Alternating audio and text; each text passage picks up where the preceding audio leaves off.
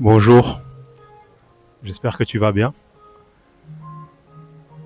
Aujourd'hui, je voulais prendre le temps de raconter une histoire et comme toujours, dans le calme et la quiétude. D'abord, on va prendre un petit instant pour inspirer, expirer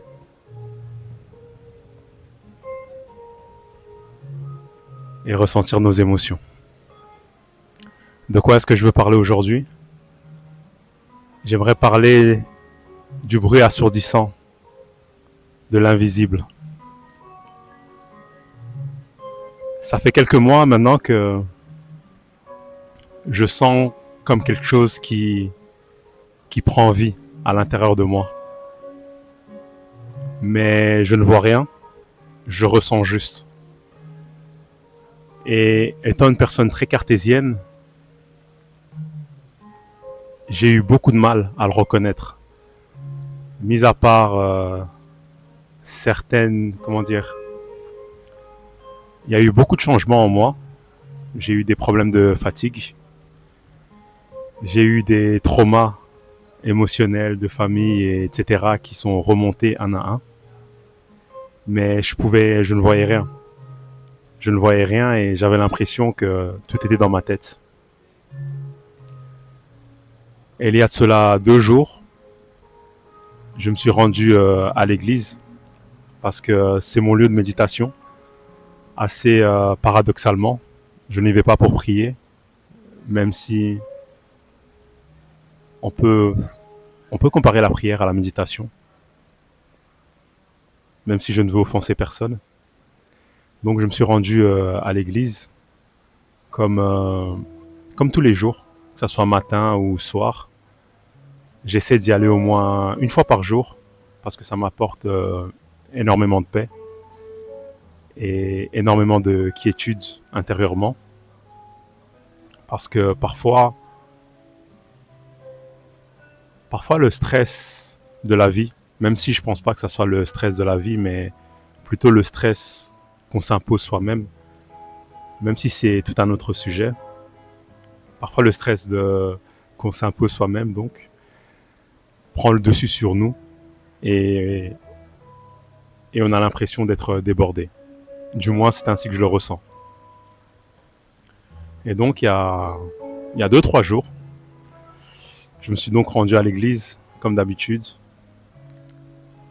Je vais à l'église, je vais dans la petite chapelle et je me mets à méditer. Et ce jour-là, il y avait quelque chose de différent. J'ai ressenti comme une forme d'énergie et de paix à l'intérieur de moi. Et ce jour-là, j'ai décidé quelque part de dire merci à la vie et de quelque part me prosterner devant elle. Et de quoi allais-je remercier? Je l'ai remercié de tout. De tout ce que je traverse, que ce soit les bons moments comme les mauvais, parce que chaque instant, quelque part, est une expérience. Et il y a toujours quelque chose à apprendre et un plaisir à trouver. Parfois, comme on dit, c'est le soleil qui se trouve derrière les nuages. Et donc, ce jour-là, donc, je médite, je remercie la vie et quelque part, je me prosterne devant elle et je reconnais ma petitesse face à elle. Je ne sais pas si vous avez déjà pris le temps d'observer les nuages un jour. Essaye un jour. Mets-toi devant le ciel et prends 5 minutes, voire même 30 secondes en fait, ou le temps que tu désires, et observe juste les nuages.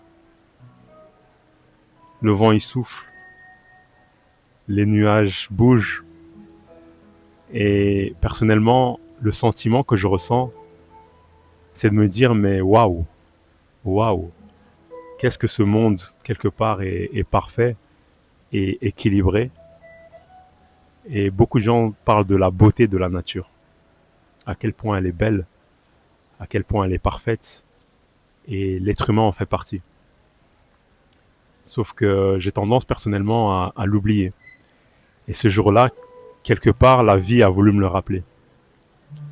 Donc je suis en train de méditer, et il y a une jeune femme qui vient méditer non loin de moi. Mais je n'y fais pas attention, parce que je médite avec les yeux fermés, et j'essaie de me concentrer pleinement sur ce que je ressens, et sur les sentiments qui peuvent remonter, ou juste ressentir ma respiration. Et pour avoir médité tous les jours depuis quasiment 9 mois, c'est une aventure. Mais j'en parlerai dans une autre vidéo. Et donc je médite, je termine ma méditation, je me lève, elle est toujours là, et je décide de m'en aller. Mais il y avait comme une voix, ou un pressentiment, je dirais, à l'intérieur de moi qui me disait, tu devrais parler à cette femme. Mais je ne suis pas la personne la plus extravertie qui soit. Et aborder une inconnue sans raison apparente, c'est quelque chose qui m'effraie un peu. Donc j'avais une sorte de boule au ventre qui est venue. Donc je décide malgré tout de partir, étant donné qu'elle était toujours en train de méditer. Mais il y a cette boule au ventre qui persiste. J'essaie de partir, et je regarde l'heure, je vois il est 8h55. Et donc je me dis, tu sais quoi, laisse-lui le temps. Attends jusqu'à 9h, si elle a terminé, tu iras lui parler.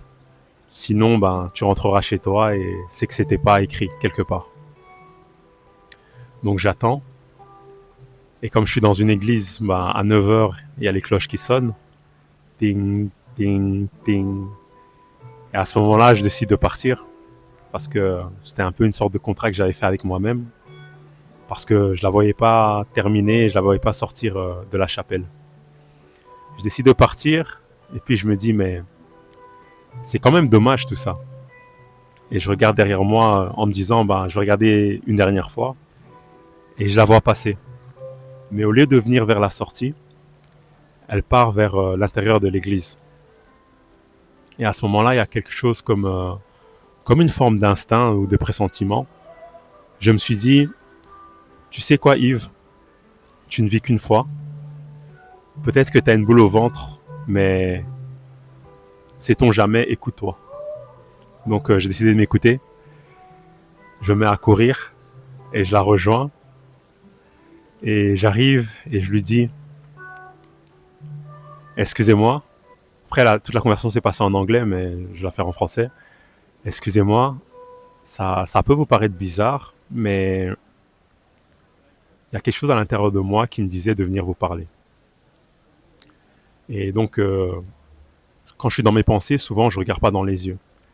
Et à ce moment-là, je lève la tête, je regarde droit dans ses yeux et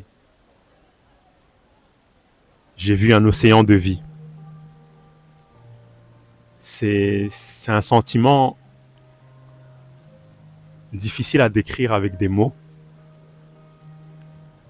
Mais le sentiment le plus proche est lorsqu'on prend juste un instant, qu'on inspire, qu'on expire. Et c'est la quiétude quelque part la quiétude qui nous envahit. C'est un sentiment pareil doublé d'énormément d'excitation et de vie. C'est assez bizarre. Ce sont des opposés, mais avec le temps, j'ai appris que les opposés pouvaient coexister. Donc, quelque part, je me suis noyé dans ses yeux. Et je lui ai posé une question que ça faisait longtemps que je ne l'avais pas posée. Je lui ai demandé, comment avez-vous rencontré Dieu ? Parce qu'étant donné que nous sommes dans une église, et même si je ne suis pas religieux, je me dis que les autres le sont. Et à ce moment-là, elle m'a un peu raconté son histoire. Et elle m'a expliqué que globalement, elle avait traversé beaucoup de moments difficiles, mais qu'à chaque fois, Elle est de confession chrétienne. Et elle me disait qu'à chaque fois, Dieu avait répondu à son appel. Et que quelque part, Jésus avait porté la croix et qu'il portait quelque part le fardeau de l'humanité. Et que, à travers toutes ces épreuves, elle avait appris à se connaître, elle avait appris à aimer, et qu'en permanence, elle avait un sentiment d'amour quelque part constant. Un amour pour tout ce qui est, pour elle, et que, selon elle, tout n'est que cadeau. Et ça rejoint un peu le sentiment que je ressentais dernièrement. C'est quand je me pose pour regarder le ciel, comme je vous ai dit, ou parfois je suis en train de me balader et je m'arrête et je ressens de l'amour pour tout. Mais c'est un amour qui dépasse mon esprit. Et elle m'a décrit ce sentiment. Et il faut savoir que c'est un sentiment... J'en ai parlé à 2-3 personnes, mais personne n'avait su donner écho à ce que je ressentais, à ce que je traversais. Et à ce moment-là, j'ai eu envie de pleurer, parce que, comme je disais, c'est le bruit assourdissant de l'invisible. C'est que je me suis dit que,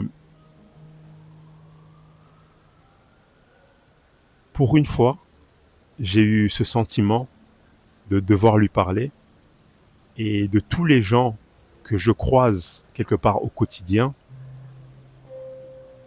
mon cœur m'a dirigé vers la personne qui était à même de répondre quelque part à mes questions. Et elle m'a dit quelque chose qui m'a profondément touché. Elle m'a dit, ne t'inquiète pas, peu importe ce que tu traverses, tu trouveras. Et c'était une confiance, mais waouh.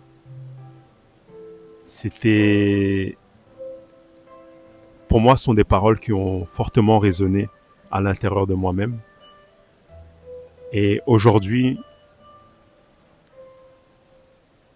je désire déjà transmettre cette histoire parce que je pense que tous les êtres humains sont reliés d'une manière ou d'une autre et que souvent, les réponses aux questions que l'on se pose se trouvent chez quelqu'un d'autre.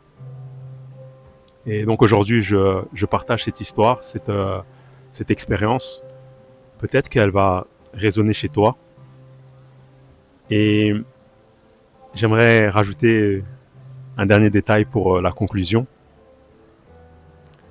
C'est que cette jeune femme, pour moi, elle représente un miracle. Et c'est quelque chose que souvent j'ai du mal à conscientiser. C'est de me dire que nous sommes tous le miracle de quelqu'un. Moi compris. Parce que l'amour pour soi, pour moi, c'est un grand combat. Mais c'est un combat que aujourd'hui, je serre fort dans mes bras avec amour et tendresse. Mais ça n'a pas toujours été le cas. Et donc, nous sommes tous le miracle de quelqu'un. Et c'est un peu le message que je voulais transmettre. C'est que personnellement, quand je me regarde, souvent je me dis que il y a tellement de choses chez moi qui sont imparfaits, où il manque ci, où il manque ça. Et quand je parle aux gens, les gens m'envoient de l'amour. Et je vois l'amour dans leurs yeux, je vois l'amour dans leurs actes, je vois de l'amour dans leurs paroles. Et je me dis que, en fait, je mérite d'être aimé. Et toi aussi qui me regardes, tu mérites d'être aimé. d'être aimé par les autres, d'être aimé par toi-même, mais également par ce silence assourdissant. Et j'ose espérer qu'un jour, tu vivras pareille aventure. Sur ce, je t'embrasse et je te souhaite une magnifique, magnifique journée. D'ailleurs, si tu as vécu quelque chose de similaire ou que tu as envie de partager juste une anecdote, n'hésite pas à me laisser un commentaire. J'y répondrai avec grand plaisir ou à me laisser un petit j'aime pour attester de ton passage. Allez, je t'embrasse et à demain. Ciao, ciao.